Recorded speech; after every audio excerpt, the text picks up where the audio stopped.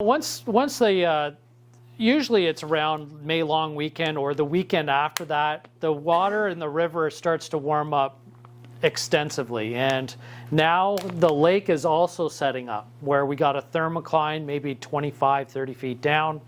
And now these fish are thinking about the rest of the lake.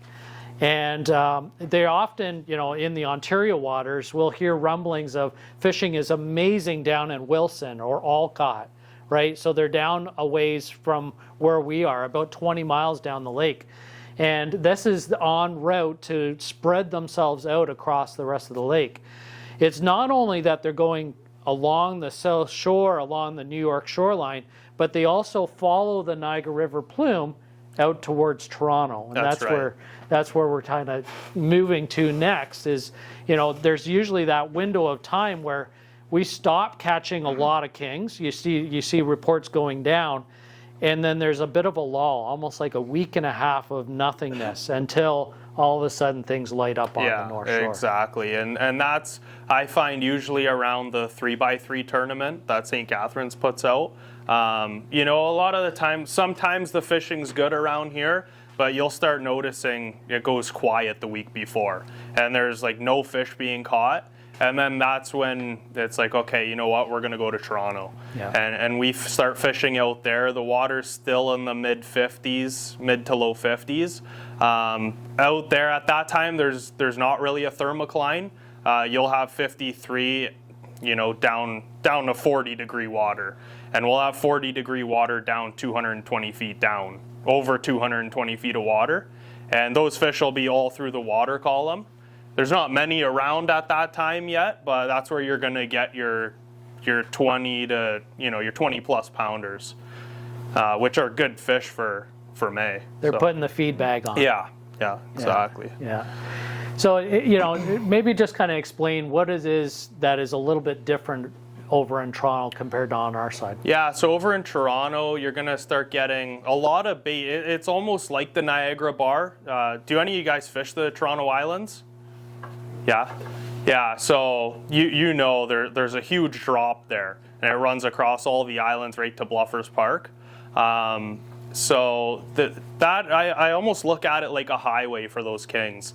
They ride all along and they follow. There's a lot of current over there, so it's always changing, and it's a big stretch. It's probably 15 mile stretch or so. And those kings could be anywhere along there. But a ton of bait gets stacked over there. You get a good thermocline going, and that's definitely what attracts all those fish. So yeah. And along the lines of current, and we talked a little bit about that earlier, you do get this idea of the current. It's along that drop. It's almost like the current is running along the drop too as well. Either east-west or east towards the west typically, but it can be reversed too. It depends on what the winds have done. For sure. Yeah. There's a question back here. Yeah. Just quickly going back when you said you're chasing them out and you're going down over 200 to 300. If you're just running planers and you're not, you don't have downriggers setups, how much weight are you using to get down to that? So if you're going to be fishing off the islands and you don't have downriggers, do you run dipsy divers at all? Yeah. So I'd run 2 dipsies then, and then maybe switch to... 2 dipsies on the line? No, well, he doesn't have downriggers. No, you said you'd run 2 dipsies. On either side. One on, you could run one on each side, or... I didn't mean like in sequence. No. So I would run 2 dipsies then, and maybe a 300 and 400 copper. But it all depends where those kings are. I find in May, end of May, all the fish we get are down deep. So you will mark some fish up high, but like we won the 3x3 Derby 2 years ago, and we came second last year, and all our fish came from 220 feet down, over 220 feet of water. So like not running, and honestly, when we won, one rod fired, took all our fish. And it was our deep downrigger rod with meat down there. So it's, once you get into summer, then you can fish up higher once you get a thermocline going. But in the earlier stages, end of spring, I do find those fish down deep are the ones that are going to eat. Yeah. And it's cold water, right? So It's freezing. Yeah, it's 41, 42 it's, down there. We all our fish came in 39 to 40 degree 39 to water. 40. Wow. Yeah, so it's ice. Yeah. And you wonder why those kings are there, but Yeah, they're not shy to go deep. That's for sure. definitely And not. I guess also too, just to consider, in May, we may have a thermocline that's starting, but it's very skinny in the water, right? It's only down 15, 20. On the North Shore, it could be even skinnier than that. It could be near the surface, simply because, if you have winds, especially north winds, it pushes the warm water away from that shoreline. Cold upwelling water will come up on the North Shore. So that thermocline will get too skinny, and that livable water is just too close for comfort to the surface, where the sun is beating down on them, where they're easily the bait fish can sense those fish easily because they're in crystal clear water, and that's the difference too between the Niagara River water that's nice green, nutrient rich water. Over there, it's crystal clear. It's as clear as it's gonna get, and when you're used to fishing that green water all spring, and then you get out there and you're like, oh, this doesn't look like it's gonna hold fish. And then sometimes you barely mark them on the graph because they're so deep, but you get a couple marks down there and send a bait down, and So this is copper line, and I'm actually holding a 500 spool. So this is what you need a big reel for in order to get you down to the depths that we're talking about. A 500 copper will get you probably around 100 feet down, 90-ish. Depends on what you're pulling. So a big flasher like this, probably you're talking 90 feet down. But if you're running a smaller blade, for an example, you might get a little bit deeper, and it's dependent on your speed, right? So the slower the boat goes, the deeper your copper will fall, right? Obviously with more resistance, like a big flasher, will pull that copper back up a little bit too. It's very stable though, mind you. Copper is a much more stable line than, let's say, lead core. So the faster you troll with lead core, it really pulls it up. Meanwhile, copper is a little bit more, stays down at depth, may rise or fall slightly, but generally you can kind of keep your determined depth. If you're out over 220, no doubt 500 copper will get you, deep, but also not getting to you to the bottom.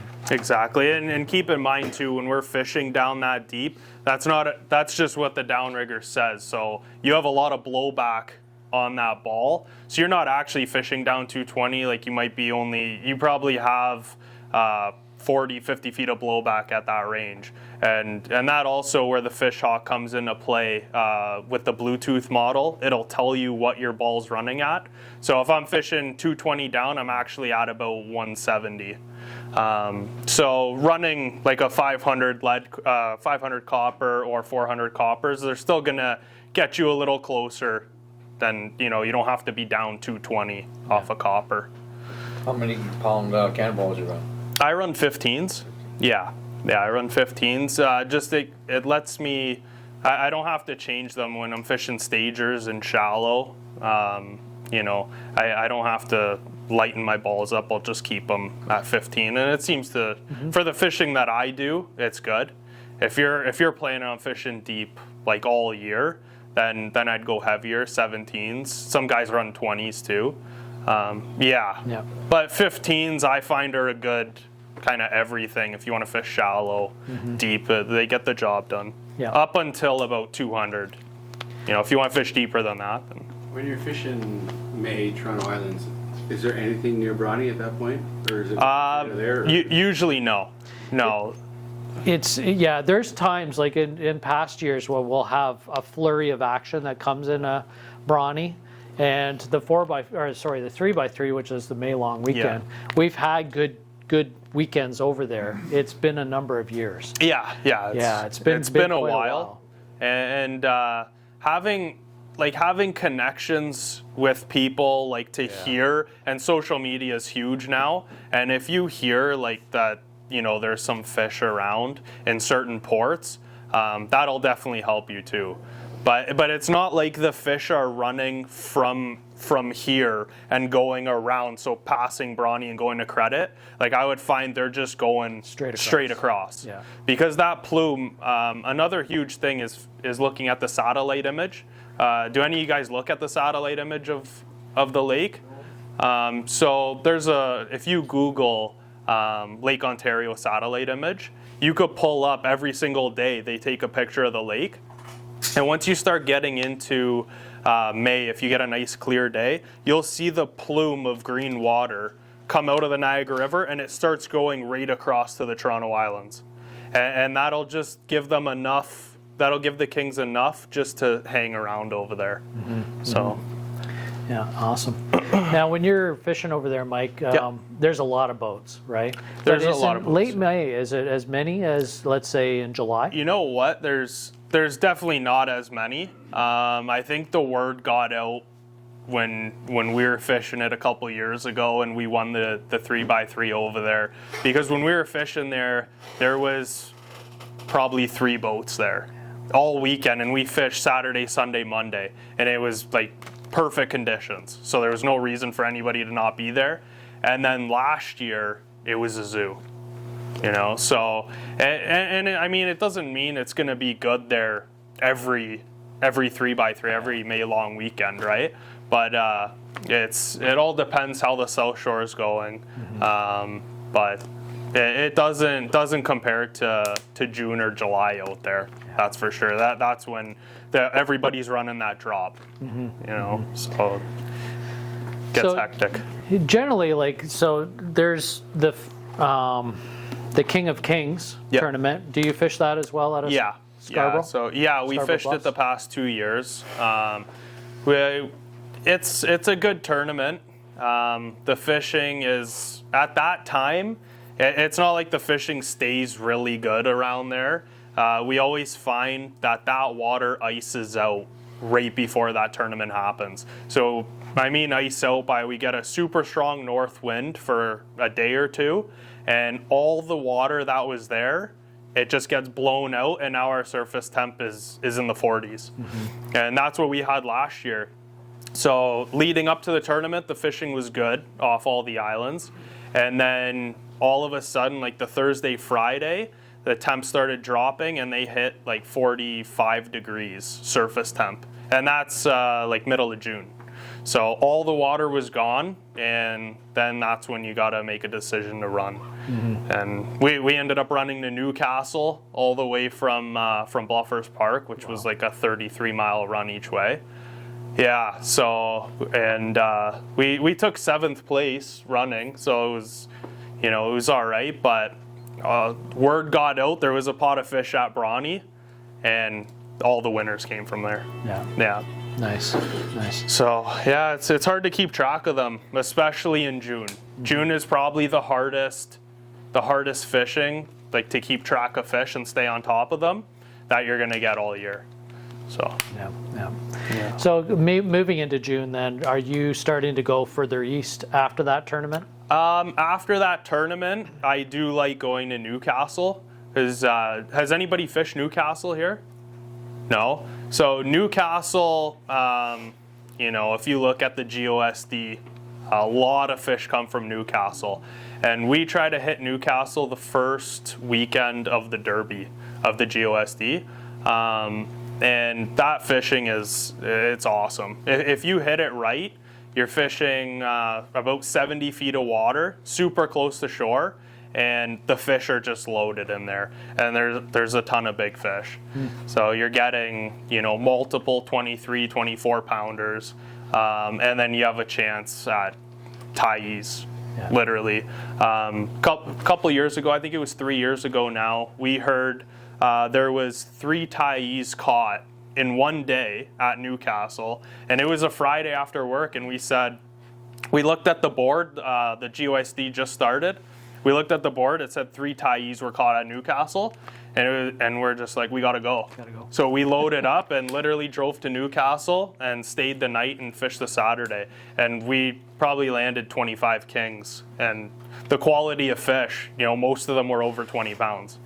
So, don't be shy to go fish over there, because the fishing, it's addicting over there. It's nothing like around here if you hit it right. That was July? That was end of June. Yeah, so end of June, Newcastle will have a week period that it'll always fire up.